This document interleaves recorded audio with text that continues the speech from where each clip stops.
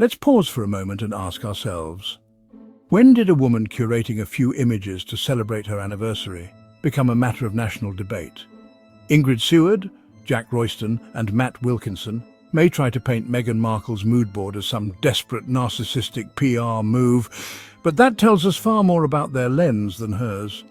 Let's reframe this moment.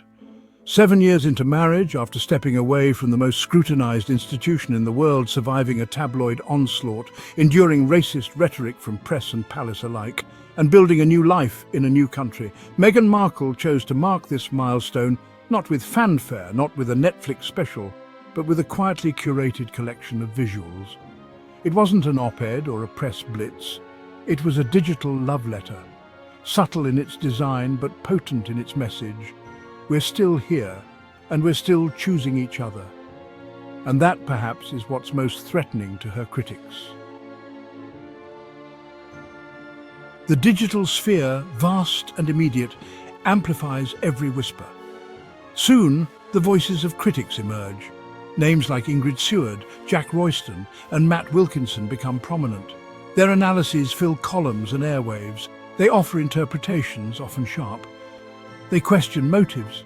They dissect the timing, the content, the unspoken implications of a simple mood board. Their perspectives, while perhaps genuinely held, contribute to a particular narrative.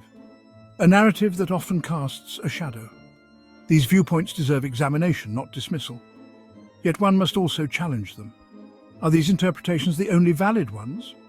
Do they consider the simplest explanation, that of genuine, uncomplicated joy? Critics might suggest calculation. They might imply a hidden agenda, a desire for attention perhaps, or a carefully crafted message to an unseen audience. Let us reframe this image.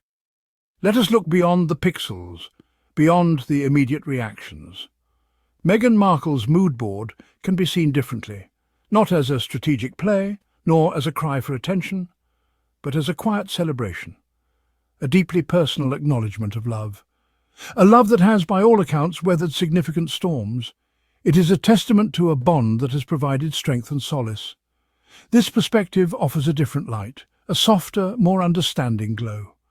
Imagine the journey, a life transition of immense proportions, from actress to duchess, from a private citizen to a global figure. And then another transition, towards a new life, seeking peace and autonomy. Through all this, her partnership with Prince Harry has been central, a constant in a world of variables. The Moodboard then becomes a symbol, a quiet nod to this enduring connection, a visual whisper of gratitude for a love that has been a steadfast anchor. This is not a grand public declaration shouted from the rooftops. It is, by its very nature, a Moodboard, a personal collection of feelings and inspirations. It speaks of intimacy, of shared history. Section 4. The Strength Within. A narrative of resilience. The significance of Meghan's actions extends beyond a single post. It speaks to a larger narrative, a narrative of resilience, a story of choosing one's own path. In sharing her Moodboard, however simple the act, there lies a subtle strength. It is the strength to express joy, to celebrate love openly, even when knowing that such expressions might be dissected or even unfairly criticized. This is not recklessness. It is a quiet courage. Consider the immense pressure, the constant scrutiny, the weight of expectation. In such an environment, choosing to share any part of one's personal life requires fortitude. Meghan's actions, including this Moodboard, highlight a consistent message. A message of resilience in the face of adversity. It shows an individual determined to live authentically, to define her own happiness and to share it on her own terms. This is a powerful stance. Her choice to share is, in itself, significant. It signifies agency. It is a reminder that she is the author of her own story, not the media, not the critics, not the outdated expectations.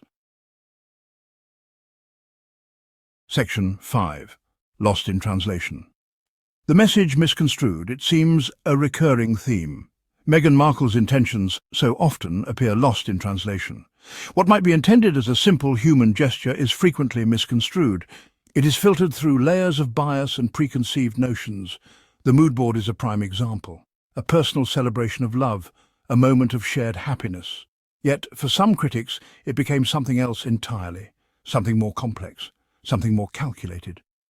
This highlights a fundamental disconnect. These critics, perhaps, project their own assumptions onto her actions. They see strategy where there might only be sentiment. They search for hidden meanings where the message is plain. The Moodboard's message seems clear. Love endures. Love is celebrated.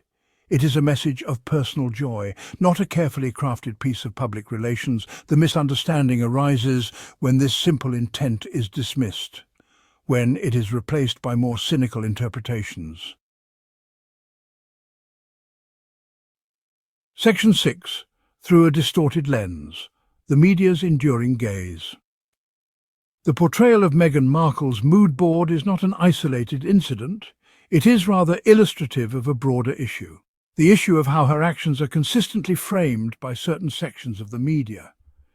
There appears to be an enduring gaze, a lens that often distorts, that magnifies perceived flaws, that downplays positive intent.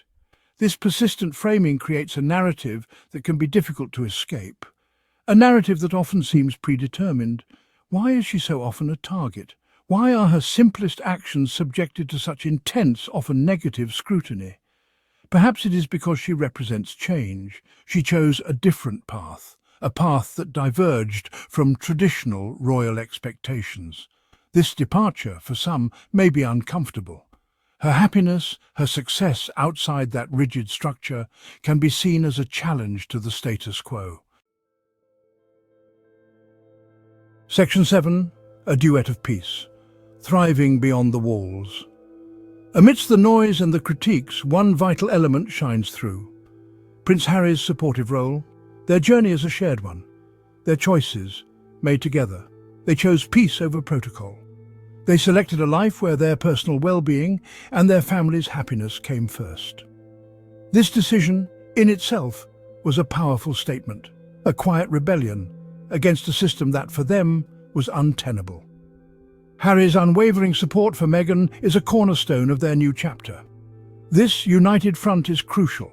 It allows them to navigate the often harsh glare of public life and to build a life on their own terms. The Moodboard, in this context, is not just Meghan's celebration, it is a reflection of their shared happiness, a happiness they have actively chosen and fiercely protected.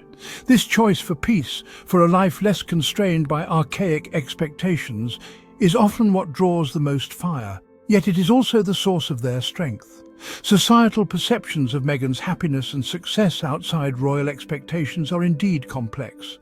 For some, it seems difficult to accept that she can thrive, that she can be fulfilled, that she can build a successful life on her own terms alongside her husband. This difficulty perhaps stems from a discomfort with those who redefine success, those who step outside prescribed roles. Her contentment itself becomes a challenge to old narratives. In the end, the real question isn't whether Meghan's happy.